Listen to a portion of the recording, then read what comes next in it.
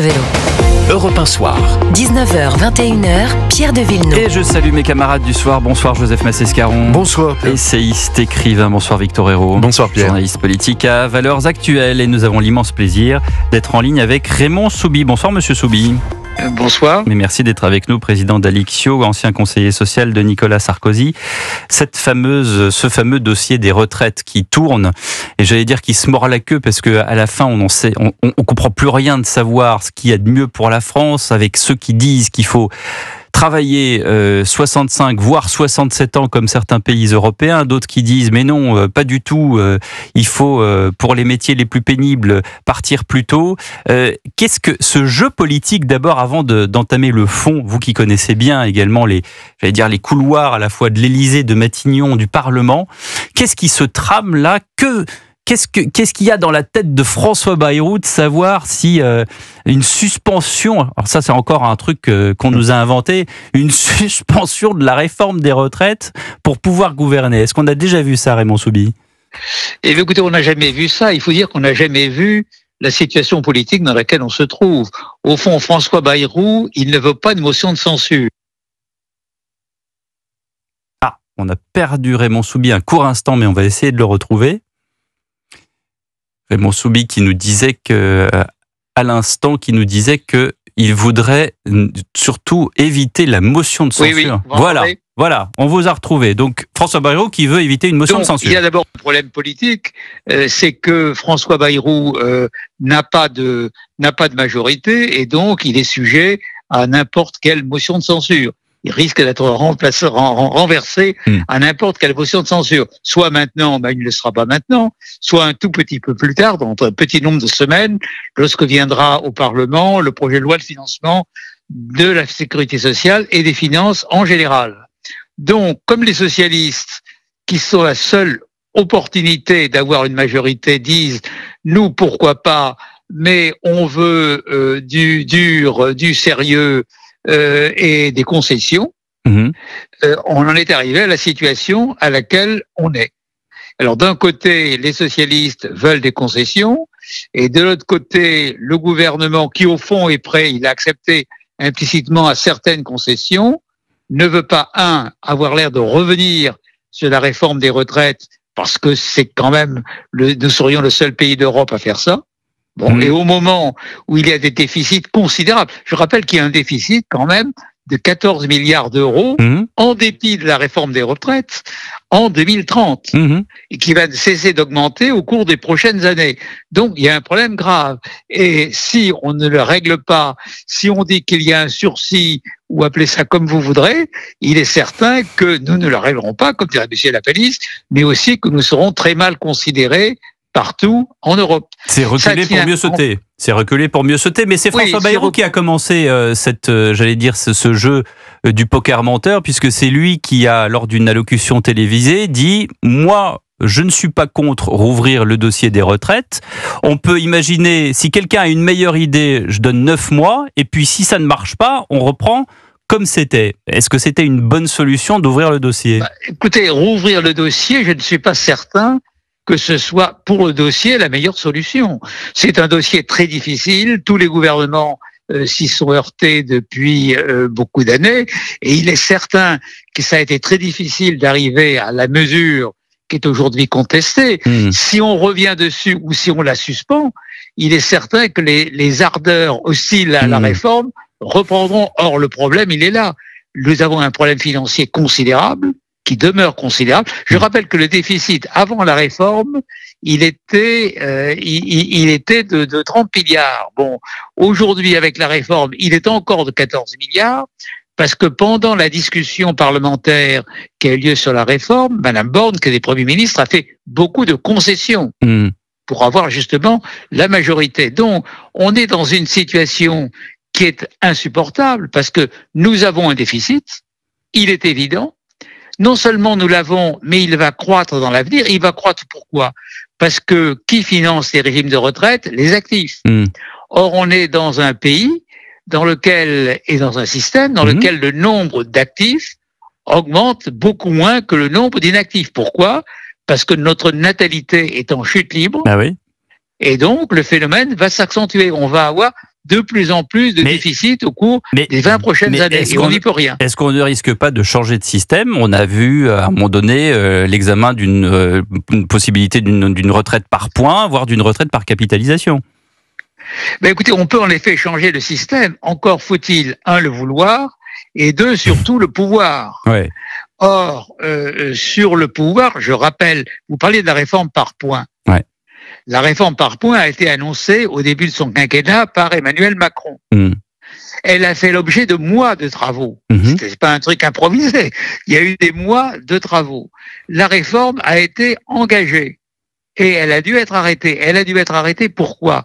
Parce qu'on s'est aperçu que le principe de la réforme, à savoir pour 1 euro cotisé, chacun a droit à la même retraite, un certain nombre de professions allaient complètement décrocher par rapport à leur situation actuelle. Je ne prends qu'un exemple concret, les professions du barreau, qui se sont aperçues avec horreur que l'application de la réforme par points, ça allait leur coûter très cher en matière de retraite. Donc ils ont menacé de tout arrêter. Donc il y a une série de corporations qui ont dit, sur le principe c'est très bien, mais pour nous c'est très mal. Et donc, devant l'agitation qui montait de tous les côtés, le gouvernement a remisé cette réforme et passé à la bonne vieille formule de la retraite par répartition, c'est-à-dire l'augmentation de l'âge. Oui, mais est-ce que dans 10 ans, 20 ans, 25 ans, on sera pas obligé de faire une retraite par capitalisation, comme il y a par exemple aux États-Unis ? Oui, mais alors, vous avez 2 types de retraite par capitalisation. Vous avez la retraite par capitalisation que vous décidez, oui, en capitalisant pour votre propre retraite.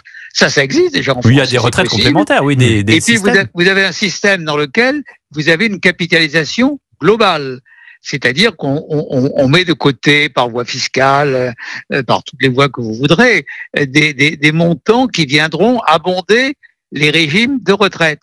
Bon, mais ça, il faut en effet une réforme de fond, il faut savoir qui y gagne ou qui y perd, et le problème que nous avons en France, c'est que chaque fois qu'il y a un report de l'âge de la retraite, on l'avait vu déjà en 2010, il y a une montée au créneau de beaucoup de gens et de beaucoup d'organisations et de partis politiques, mais que si on ne fait pas ça, on ne fait rien. C'est-à-dire, on commence à examiner d'autres réformes, qui sont des grandes réformes, qui sont des réformes intelligentes, mais on s'aperçoit qu'elles perturbent la situation et le sort de beaucoup de salariés français, et donc on y renonce. Merci beaucoup Raymond Soubi pour vos précieuses explications. Président d'Aliction, ancien conseiller social de Nicolas Sarkozy. 19h26, une pause, le journal permanent, et on commente l'actualité avec Joseph Massescaron et Victor Hérault. A tout de suite sur Europe 1. Europe 1 Soir. 19h, 21h, Pierre de Villeneuve. Toujours en compagnie de Joseph Massescaron et de Victor Hérault pour commenter cette actualité avec le sort qui se joue maintenant, comme l'expliquait très bien Jacques Serret dans le journal de 19h, à Matignon avec les socialistes qui ont la main sur ce dossier de la suspension de la réforme de retraite. On vient de le voir avec Raymond Soubi, on en pense ce qu'on veut, mais en attendant, c'est le jeu politique et ce sont les socialistes qui ont la main. Alors, il y a quand même une chose qu'il faut remarquer, c'est que oui, ils ont, j'allais dire, le pouce levé ou le pouce baissé sur la censure, mais il faut le RN pour ça. Et la question, c'est est-ce que le RN va suivre les socialistes pour censurer un François Bayrou qu'ils ne veulent pas, d'après ce qu'on a vu en tout cas dernièrement, pas forcément censurer, Victor Hérault. Non, moi je ne pense pas exactement que le RN, mathématiquement, le Nouveau Front Populaire tout entier a besoin du Rassemblement National, effectivement, pour faire tomber le gouvernement de François Bayrou. Le RN n'y a pas intérêt tout de suite, d'autant plus que je trouve le PS un peu hypocrite sur cette question-là. Il y a une semaine, mardi dernier. Oui, vous avez raison, très hypocrite. Le PS, il y a une semaine, le Parti Socialiste envoie 5 pages à Bercy en disant voilà nos demandes sur le budget. Oui. Et il y a marqué dedans, c'est en tout petit, mais je l'ai bien lu, il y a marqué, mais c'est, voilà, ce qu'on demande sur le budget n'exclut pas d'autres lignes rouges, par exemple sur l'immigration. Alors c'est très évasif, ils ne disent pas en quoi leur ligne rouge consiste, mais enfin je ne suis pas sûr et certain que la politique migratoire de Bruno Retailleau entre exactement dans les clous de ce que demande le Parti Socialiste. Or si cette question-là est déjà une ligne rouge, alors tout le reste ne sert à rien, ça ne sert à rien de discuter du budget, puisque ça veut dire que le Parti Socialiste, quoi qu'il arrive, finira par censurer François Bayrou. De toute façon, on a eu une farandole d'alliance de carpe et du lapin. Ça, je trouve, c'est l'Arche de Noé depuis le temps qu'on en parle. Joseph Massescaron. Quand il y a Arche de Noé, c'est qu'il y a eu déluge. C'est ça. C'est un déluge, oui. Non, je reviens en effet dans les desiderata du Parti Socialiste. vous avez raison, il y a le refus de durcissement d'immigration. Mais il ne vous a pas échappé que depuis là quelques jours, il y a un glissement du terrain d'attaque des deux amis, du duo, si je puis dire, que constituent maintenant Gérald Darmanin et Bruno Retailleau, vers la question de la lutte contre la drogue et des narcotrafiquants. C'est vrai. C'est les frères ennemis On parle Darmanin et Retailleau, ou ce sont des ils sont dans la compagnons d'armes? Non, là, ils sont compagnons d'armes. D'accord. Ils sont compagnons d'armes. Et on voit très bien qu'il y a un glissement. On parle moins d'immigration, plus de lutte contre la narcotrafic. De toute façon, c'est un chantier à mener. Ouais. La question ne se pose Mais pas. quel rapport avec les socialistes? Je comprends pas. Ah, parce que les socialistes, eux, évidemment, ils ne souhaitent pas, si c'était un gouvernement qui continuait tambour battant comme il a commencé sur l'immigration, il serait difficile pour le PS, même s'ils avaient un accord sur les retraites, pardonnez-moi, mais s'ils avaient l'accord qu'ils souhaitaient sur les retraites, il serait difficile de ne pas censurer François Bayrou. J'explique pourquoi. Parce que tout simplement, puisqu'on parlait d'hypocrisie, le Parti socialiste, on n'a pas la clé tant qu'on ne comprend pas qu'ils ont un congrès. Et que sur ce congrès, tout repose sur ce congrès. La question n'est pas pour les socialistes de savoir s'il y a une bonne ou une mauvaise réforme de retraite, bonne ou mauvaise politique de l'immigration, c'est de savoir est-ce qu'il est possible ou non de dégager Olivier Faure. Vous voulez dire que la situation dans laquelle on est, qu'a très bien résumé Raymond Soumy au téléphone à l'instant, avec une France exsangue, avec un déficit qui va crever tous les plafonds possibles et inimaginables, avec une France qui va s'endetter dans les années à venir et sans doute dans la décennie 2030. Les socialistes, eux, ça vient en second. La première chose à laquelle ils pensent, c'est leur congrès. Mais oui, mais il y a un exemple. Nous qui sommes avons un certain âge par rapport à notre honorable confrère, padawan. Notre padawan. On va pas dire notre scarabée, notre padawan. C'est chacun ses références. Non, c'est le congrès de Rennes. Oui, non mais la France s'est arrêtée. Évidemment, mais je pose la question de façon naïve. Pendant un an, mais je trouve ça hallucinant, c'est tout. Voilà. C'est ce que les socialistes font. Je trouve que dans ce genre de situation, comme avant la guerre, ou comme avant le Covid, ou comme avant ce genre d'événement, on devrait tous se tenir les coudes. Face à une France exsangue qui risque de mettre la clé sous la porte, je trouve qu'on devrait se tenir les coudes et pas penser à un congrès politique. Voilà. Pourtant, pardonnez-moi, mais pourtant c'est ce qui s'est passé. Pardonnez-moi pour cette furie inédite, mais je trouve que c'est hallucinant en fait, tout simplement. Voilà. C'est hallucinant, mais ils voient les municipales, ils voient la possible dissolution, ils voient l'élection de 2027. Mais c'est-à-dire qu'on est dans un pays où la carrière politique passe avant tout. Oui. C'est-à-dire qu'on est dans un pays, c'est exactement comme ce qui s'est passé dans les législatives 2022, où on a eu des députés qui se présentaient parce que en bas à droite sur la fiche de paye, ils ont une certaine somme et il faut qu'ils nourrissent leur famille.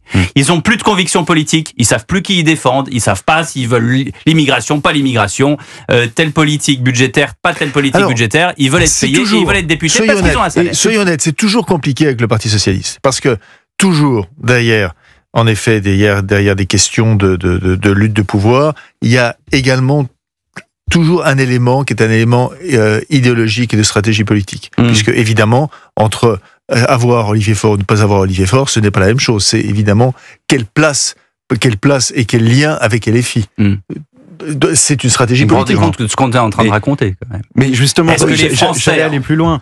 Est-ce que les Français ont quelque chose à cirer, pardonnez-moi, de savoir si c'est Olivier Faure, sans Olivier Faure, avec Monsieur Gage, sans Monsieur Gage, avec Madame Tondelier, avec machin, ils veulent avoir la possibilité d'être dans un pays où ça coûte moins cher, et quand ça coûte moins cher, ça veut dire qu'il faut réduire les déficits, et s'il faut réduire les déficits, il faut faire une réforme des retraites et d'autres choses derrière. Sauf que ça ce qui est sûr, c'est que sous Henri IV, qui aime bien François Bayrou, parce que c'était plus simple, hein. Vous aviez la Ligue, les politiques et puis les protestants. Voilà. En gros, vous aviez trop. Mais c'est amusant d'ailleurs parce que vous aviez trois partis. Vous aviez trois. Il y avait trois partis comme aujourd'hui. Comme aujourd'hui. C'est assez curieux. Mais c'est-à-dire que là, les partis ne travaillent même pas aux mesures qui pourraient redresser la France ou pas. Les partis travaillent. Et vous avez raison, mais j'ai peur de vous faire enrager davantage, Pierre. Non, mais je me suis calmé.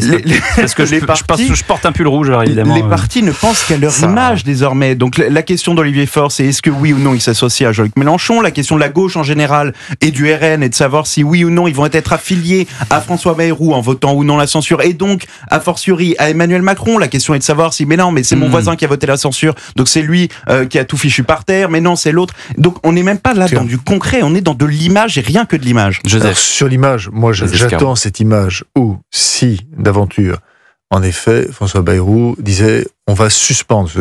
On ne sait pas ce que ça signifie, comme Pierre l'a rappelé. Cette suspension, on suspend la réforme des retraites. J'attends de voir Madame Elisabeth Borne dire le discours. Au Sénat, Premier ministre, au Sénat. Oui. Non, mais Madame qui est l'auteur de cette réforme. Donc j'attends de voir ça. On vous a écrit ça en Tahoma 18 gourmandise, pardonnez-moi. Mais elle fera quand même semblant de ne pas comprendre ce qu'il y a écrit. Écoutons Sylvain Maillard, député EPR de Paris. Il était l'invité ce matin de Sonia Mabrouk. Ceux qui disent qu'ils ne veulent pas de la réforme des retraites doivent proposer un mode de financement pérenne pour la suite. Voilà, c'est très simple. C'est-à-dire qu'il ne faut pas un totem politique en disant « je veux absolument abroger l'âge de 64 ans », alors que dans tous les autres pays, c'est entre 64 et 67 ans, mais dire comment ils font pour le financer et rassurer ceux qui travaillent à l'heure actuelle. Vous savez que sur une fiche de paye, c'est 29% de ce que vous gagnez qui finance les retraites. Quand vous travaillez, 29% de ce que vous gagnez part pour financer les retraites. Donc c'est important. C'est un budget important. Et donc on doit la réalité aux Français. Comment on fait pour leur assurer qu'ils auront bien une retraite plus tard? Bon, voilà ce que je viens de dire. Il n'y a qu'une seule solution. Ça coûte de l'argent. Une seule solution, la capitalisation. Oui, c'est ce qu'on disait avec Raymond Soubi, de savoir si dans quelques années, est-ce qu'il ne va pas y avoir ça, même si ça existe déjà. Alors, je sais pas quelle est la proportion d'ailleurs de ceux qui retraitent, ceux qui prennent une retraite complémentaire. Non, mais même lorsque Lionel Jospin invente les fonds de pension, etc., il est toujours dans ce type de logique, parce que n'oublions pas qu'à l'origine, la capitalisation est une idée non pas de droite, mais une idée de gauche. C'est la gauche qui conçoit la notion de capitalisation. Non, en effet, Raymond Soubi l'a très bien expliqué. Ce qui est malheureusement dommage, c'est que Raymond Soubi, qui a apporté ses lumières à un gouvernement qui était le gouvernement de Raymond Barre et notre gouvernement aussi tout à fait remarquable, celui de Nicolas Sarkozy, ce sont deux gouvernements qui auraient pu mettre en œuvre la capitalisation. Aucun des deux ne l'a fait. Parce que là, on fait face à un système, faut comprendre de quoi on parle. C'est 350 milliards d'euros par an, c'est la première dépense de l'État, c'est 25% des dépenses étatiques. On est face à un système de Ponzi, on en a très bien parlé tout à l'heure, qui ne fonctionne plus puisque les nouveaux entrants sont bien moins nombreux que les générations du dessus. Alors maintenant, il y a une autre mesure, si vous pouvez me permettre très rapidement, une autre mesure qu'on pourrait appliquer, seulement elle est impopulaire puisqu'un retraité, un votant sur deux aujourd'hui est retraité. Mais c'est tout simplement baisser les retraites, baisser le montant des retraites, en tous les cas des plus hautes. Les retraités ont le meilleur niveau de vie parmi tous les Français, c'est là où il y a le moins de taux de pauvreté. Moi je pense qu'il faudrait un jour ouvrir ce débat-là, plutôt que d'allonger la durée de cotisation ou d'augmenter les cotisations, c'est-à-dire les impôts, on pourrait tout simplement baisser les retraites. Moi, je pense qu'il faut ouvrir le chantier sur les jeunes au travail, quand même. Dans un instant, on va en reparler évidemment des retraites dans les jours prochains. Dans un instant, on va parler d'autre chose. Dans le JD News cette semaine, vous pourrez lire les confessions de Marine Le Pen, interview exclusive au JD News, et les regrets de Marine Le Pen d'avoir sorti son père du parti. On y revient dans un instant. Tous les matins à 9h-20 dans Europe 1 Matin, Olivier de Lagarde lit, analyse, commente ce qui fait la une de la presse, parce qu'il y a tout dans les journaux, tout pour nous informer, tout pour nous faire réfléchir, tout pour nous indigner et nous faire rire. La revue de presse par Olivier de Lagarde, signature Europe 1, tous les matins 9h-20, quand vous voulez, en replay sur le site et sur l'application Europe 1. À tout de suite.